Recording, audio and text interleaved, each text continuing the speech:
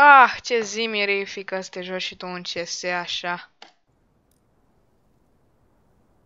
Nu cred, mă, nu, asta nu-i posibil. Nu! Nu! Cum e posibil așa ceva?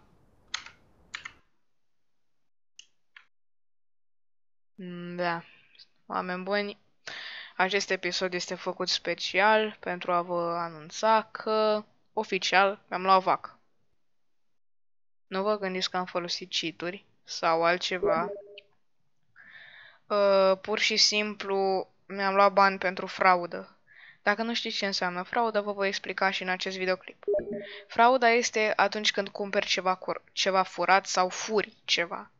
Ei bine, un băiat vindea lucruri foarte ieftine. Să zicem că vândea un Broken Fang case la 0.10, care ăla e 0.70, 3 Broken Fang case-uri, 0.30, când alea trebuiau să fie 2 euro aproape. 3 case-uri. Eu le-am cumpărat neștiind că sunt furate și am zis că hai să le deschid, că poate iese ceva.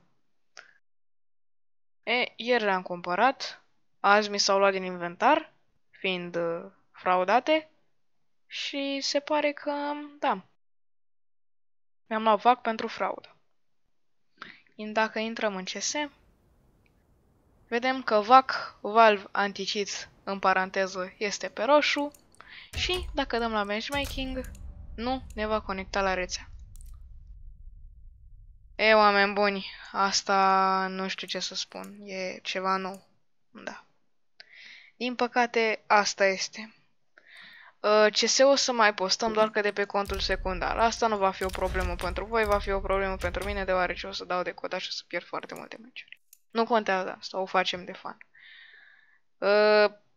Un sfat, tot ce am învățat din chestia asta este să nu cumpărăm ceva suspect. Așa i s-a întâmplat și lui generalul, dacă îl știți. Așa i s-a întâmplat și lui și-a luat vac pentru fraudă.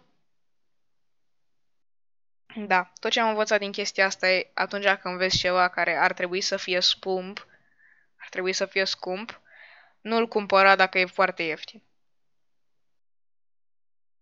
Da? Că poate fi furat și vei fi acuzat pe nedrept. Din păcate ne-am luat vac, cum am spus, deci cam da. Atât a fost și cu al nostru GN3, atât a fost și cu ale noastre 2 medalii. Asta este. Am fost trist când am văzut prima oară. Mulțumesc. Am fost trist când am văzut prima oară, dar asta este. N-am ce să-i fac, din păcate. Vă mulțumesc că ați stat până aici, la acest videoclip. Nu este un videoclip foarte lung, este un videoclip pentru explicație. Așa că eu o să vă las. Vă rog, lăsați un comentariu cu părerea voastră, un like că mă motivează să fac videoclipuri în continuare. Eu am fost Andrei și v-am salutat. Vă urez o zi cât mai bună în continuare. Pa, pa!